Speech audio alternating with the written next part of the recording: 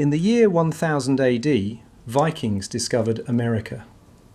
You know this. What you don't know is the full story. Where they came from, why they went, what they found, and who they destroyed along the way. This isn't just about Vinland, the Norse settlement in Newfoundland.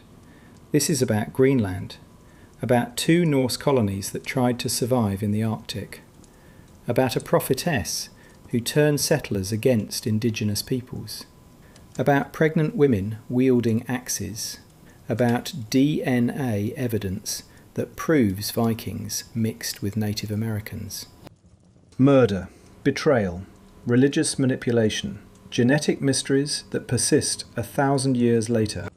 We have the archaeological evidence, we have the ancient texts, and now we have the DNA. This is the story your history teacher never told you. Too violent, too complex, too Viking. From Greenland to Vinland, from Iceland to America, this is the complete story of Norse expansion into the New World, and why it all failed. The DNA doesn't lie. The year is 982 AD. A man named Erik Thorvaldsson has just committed murder. Again. Born in Norway, Erik and his father were exiled to Iceland after his father killed a man. You'd think Erik would learn from this. He didn't. In Iceland, Erik quarrels with a neighbour. The argument escalates. Erik kills 2 men. The Icelandic assembly sentences him to 3 years of exile. But here's the problem. When you're already exiled in Iceland, where do you go? Erik sails west, into unknown waters, into the frozen Arctic, and he discovers something remarkable. A massive island, 80% covered in ice sheet, yes, but along the southwest coast, green valleys, grass for livestock, fjords protected from the worst storms. During the medieval warm period, this land is actually habitable. Erik is a murderer, but he's also a marketing genius. He names this frozen wasteland Greenland, makes it sound appealing, inviting even. After 3 years, he returns to Iceland. He recruits 25 ships full of colonists, families, livestock, everything needed to start a new life. The journey is brutal.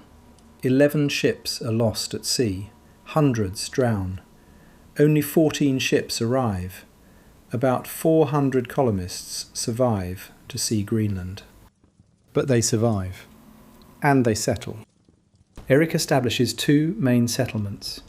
The eastern settlement, near modern Qaqortoq, eventually 190 farms, housing about 4,000 people at its peak. And the western settlement, further north, 90 farms, about 1,000 people. More isolated, more vulnerable. Erik the Red becomes Erik the Successful. He has a wife, Thiodhild, who converts to Christianity. Erik stays pagan. They have children. 4 children who will shape the history of Norse exploration. Leif, who will discover Vinland. Thorvald, who will be killed in America. Thorstein, who will die trying to retrieve his brother's body. And Freydis, who will become the most terrifying woman in Viking history. These Greenland Norse carry the genetic markers of their Norwegian ancestors. The I1, R1a and R1b Y-DNA haplogroups from their fathers. The H, U and J mitochondrial DNA from their mothers. Mixed with Celtic genetic markers from Irish and Scottish slaves taken during Viking raids. This is the genetic baseline, the DNA that will travel to Vinland, the DNA that will mix with indigenous peoples, the DNA we can still trace today, 1,000 years later. But the Greenland Norse weren't alone. When they arrived in 985 AD, another people were already there, the Dorset culture. Paleo-Eskimo peoples who had lived in Greenland for 2,000 years. Small populations, primitive technology by Norse standards, They retreated from Norse areas. Peaceful coexistence was possible. And for 200 years, that's basically what happened. But around the year 1200, everything changed. The Thule arrived. The Thule people, ancestors of modern Inuit, originated in Alaska. Over generations, they migrated east, across the Canadian Arctic, reaching Greenland around 1200 AD, 2 centuries after the Norse. But the Thule weren't like the Dorset.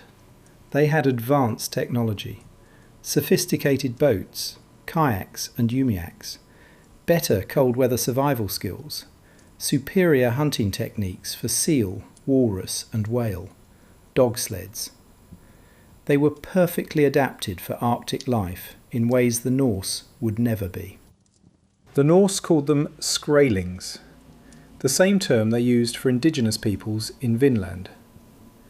It roughly means wretches or screechers, not a respectful term. Initial contact appears to have been peaceful. Trade began. The two offered furs, walrus ivory, seal blubber. The Norse offered iron tools, cloth, wood.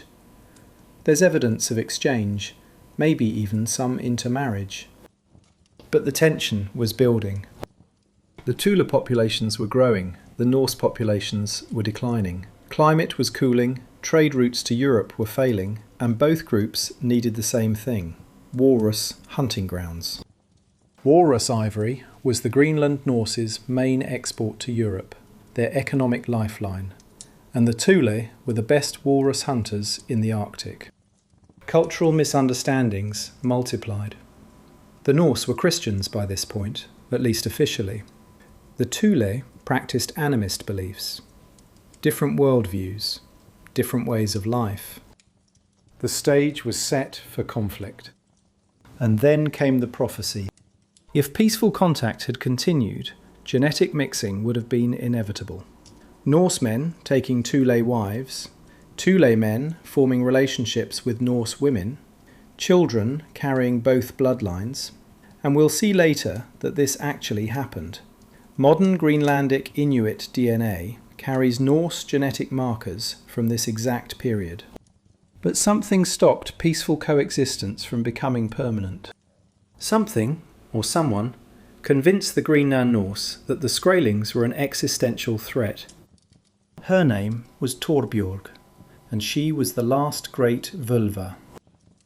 In Norse culture, a völva was a seeress, a prophetess, a practitioner of seidr, a form of Norse magic that was both respected and feared. Even after Greenland converted to Christianity, the old ways lingered, and völvas maintained their power. Because when people are desperate, when colonies are failing, when the future looks dark, they turn to anyone who claims to see what's coming. Thorbjorg was called Litil-völva, Little Sibyl. She was one of 9 sisters, all völvas. By the time of the saga, all her sisters were dead. She was the last. The sagas describe her appearance in detail. She wore a blue mantle fastened with stones, a necklace of glass beads, gloves made from cat skin, white cat fur on the inside, a catskin hood. She carried a staff with a brass knob studded with stones, and she wore a belt with a large skin pouch that contained her charms and magical implements. When Thorbjorg performed her rituals, it was a community event. She would enter a trance state, chant Galdrar, magic songs, contact spirits, and prophesy future events. The ritual required a young virgin to sing specific songs. Everyone attended, even the Christian Norse, uncomfortable as they were with pagan practices, came to hear what she would say. And what Thorbjorg said changed everything. The setting is the Western settlement, early 1200s. The Norse population is declining. The Thule population is increasing. Competition for resources is intensifying. The Christian Norse are uncomfortable with consulting a pagan völva, but they're desperate. Thorbjorg enters her trance. she contacts the spirits, and she delivers her prophecy. Doom is coming from the Skraelings. They will drive the Norse from Greenland. Violence is inevitable. The Norse must strike first or be destroyed.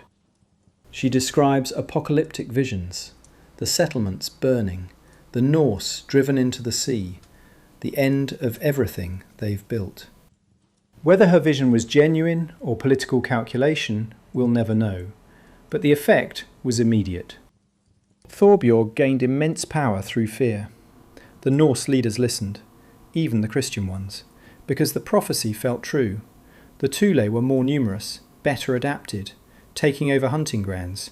It felt like an existential threat. The prophecy became self-fulfilling. Peaceful Norse-Thule relations broke down. Trade stopped, hostilities began, violence escalated. And Thorbjorg's doom became reality, but not because it was fated, because she convinced the Norse it was fated. Who was Thorbjorg, genetically speaking?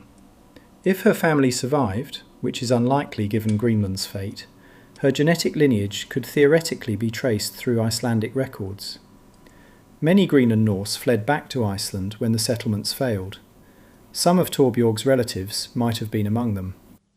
If her descendants exist, they would carry the standard Norse genetic markers: Norwegian, Icelandic, possibly Celtic from slave ancestry. But they would also carry something darker, the genetic legacy of a woman who doomed 2 colonies through prophecy. There's another dark possibility. By the time Thorbjorg delivered her prophecy in the early 1200s, some Greenland Norse may have already had mixed Norse-Thule children. Peaceful decades of trade and contact would have made this inevitable.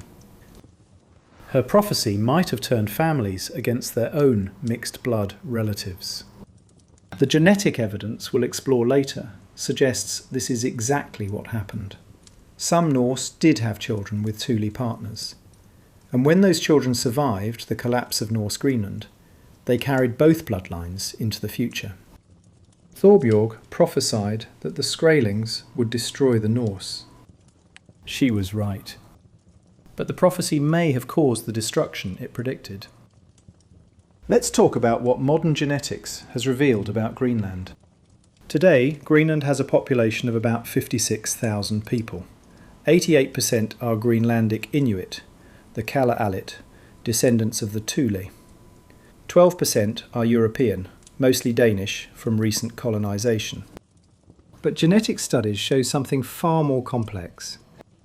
Between 2015 and 2018, researchers conducted comprehensive DNA analysis of Greenlandic Inuit populations. They were looking for something specific: Norse genetic markers from the medieval period. And they found approximately 5 to 10% of Greenlandic Inuit carry trace Norse genetic markers. Not from modern Danish mixing. These markers are dated to the medieval period. Between 1200 and 1450 AD, exactly when the Norse settlements existed. In maternal DNA, mitochondrial haplogroups, they found H, U and J, all Norse in origin, all dating to medieval contact. In paternal DNA, the I1 haplogroup, distinctly Norse, appears rarely but definitively. This proves something remarkable. Despite Thorbjorg's prophecy, despite increasing hostility, despite the violence that would eventually doom both settlements, some Norse and Thule formed relationships, had children, and those children survived. The western settlement is completely abandoned around 1350 AD. Population 0. The eastern settlement struggles on from 1350 to 1450, growing weaker every year. The last written record from Norse Greenland is from 1408, a wedding at Valsey Church. By 1450, all the Norse are gone. But their descendants remain, mixed-blood children who stayed with their Thule mothers' communities, who adopted Inuit survival techniques, who learned to hunt like the Thule, to survive the Arctic winter like the Thule, who gave up their Norse identity to survive. When the pure Norse died out or fled back to Iceland, these mixed descendants remained, and they carried Norse genetic markers into Greenlandic Inuit populations. Modern Greenlanders with 5% Norse DNA are living proof of this. 3 theories exist about where the Greenland Norse went. Theory A: they died out. Climate change from the Little Ice Age. Starvation because they couldn't hunt like the Thule. Disease. Trade routes cut off from Europe. Complete extinction. Theory B: they returned to Iceland. Icelandic genealogies do show Greenland returnees. Some fled back east, carrying their Greenland stories with them. Theory C: they assimilated into Thule populations, married into Inuit communities, adopted Inuit ways, lost their Norse identity over generations. The genetic evidence proves Theory C happened, at least partially. The majority probably died or returned to Iceland, but a small percentage definitely assimilated. 5 to 10% of modern Greenlanders carry the proof in their DNA. And here's the tragic irony. Thorbjorg prophesied that the Thule would destroy the Norse. She was absolutely right. But if the prophecy hadn't happened, if peaceful coexistence had continued, far more Norse might have survived through intermarriage. The prophecy caused what it predicted. The völva doomed her own people.